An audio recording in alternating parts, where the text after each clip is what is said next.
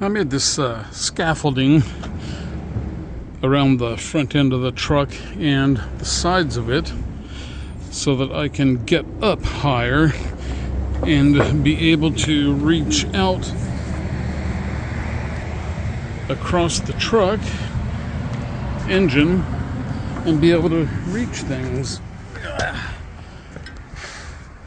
So here is my vantage, and I can pretty much reach out over every bit of the engine now. So this is going to be very, very nice for working on it. Very solid. Nice and solid.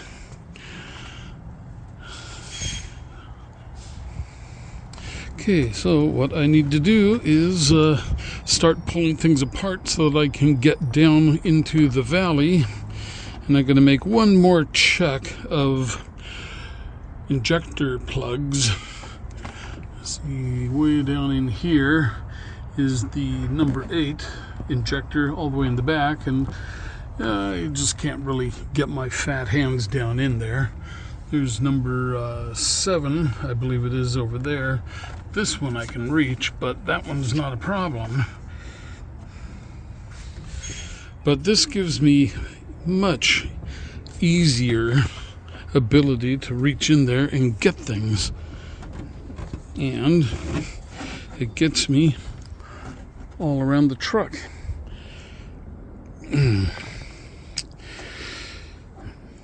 So if I was Wile E. Coyote, I think I would probably be having Roadrunner for dinner tonight. Just saying.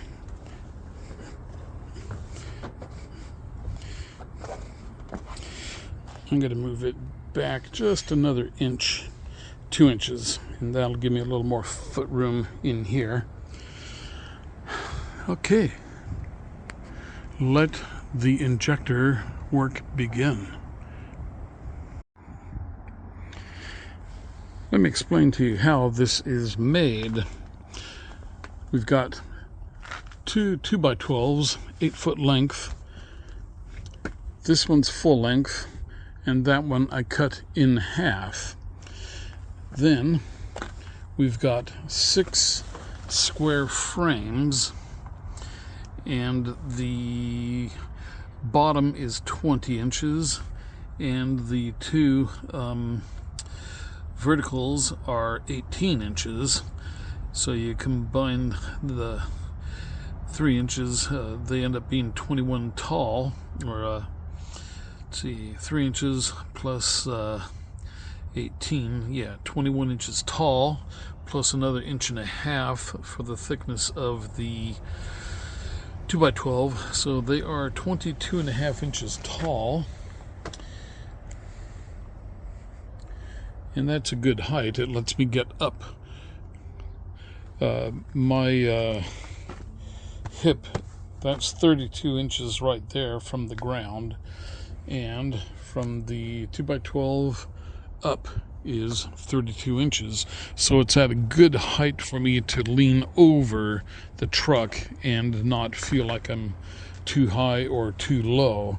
It's at the perfect height to roll your waist over the top. So here is the 3rd box, and what I did here, or square frame I'll say, what I did for this one is it's positioned so that the 2x4 is right in the corner there, and then it comes diagonally over here so that it is right to the edge of the 2x12 here. So the full 20-inch width of it covers the whole width of the 2x12, just at an angle.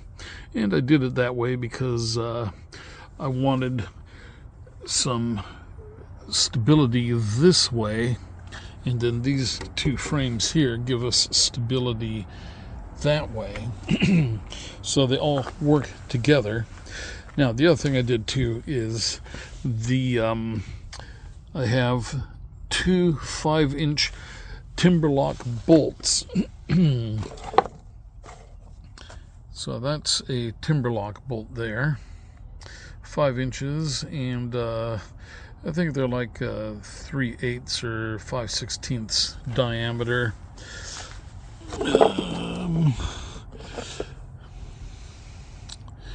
Yeah, I don't see the actual dimensions listed, but it's a great product, powder coated, so it'll last. And then I have 2.5-inch stainless steel deck screws, and I used stainless steel because when I am done using this, I'm going to turn it into a bench on the deck, and this will work just about right. It's 8 feet wide, almost 10 feet total, but it's at a good height. It's very solid, and we'll be able to have a bench up on the deck right now, which does not currently have any sort of a bench up there, and this will be movable. So anyway, we have pre-drilled through here, and what I actually do is I want to get as much meat in here, so I take a line straight up from the edge here and drill that way, and that way you can get more meat here that protects against the wood splitting. But also I pre-drill, and then I take a 1/2-inch drill and drill countersink 1/4 of an inch, and that way the head of the screw, you see it does have a head on it like that. The screw will countersink so that when I put the boards on top, they will ride flush. Very important. And so anyway, it's very solid. You know, I'm pushing it. It does not budge at all. And there's a look at it from the side. So again, these are 20 tall, and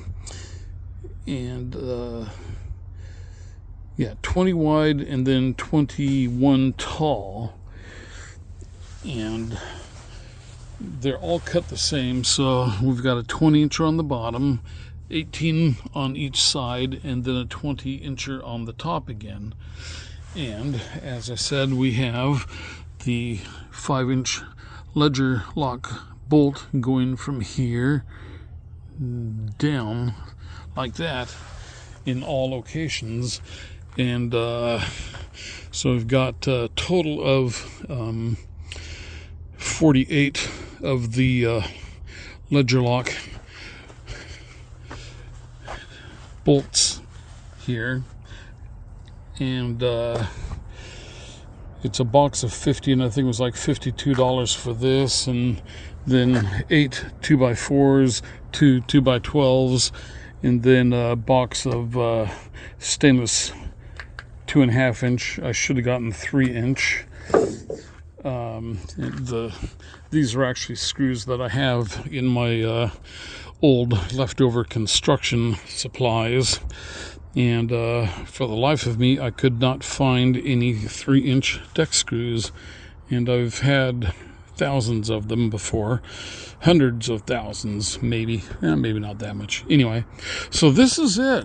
That is my answer to making it easier to work on the truck, because it is a bugger to climb up there, you know, having a bucket or a ladder and moving things around every time you want to get up there.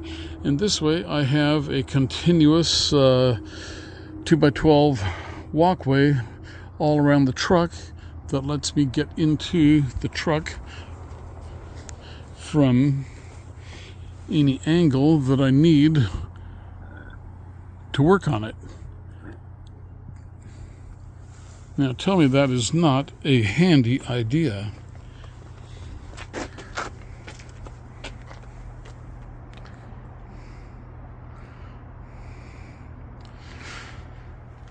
Okay, so I think I spent a total of $130 on supplies to build this, and it took me about 4 hours to put everything together.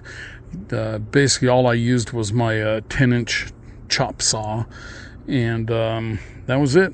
That was the only tool I needed other than a drill and an impact driver. Okay, so tomorrow I start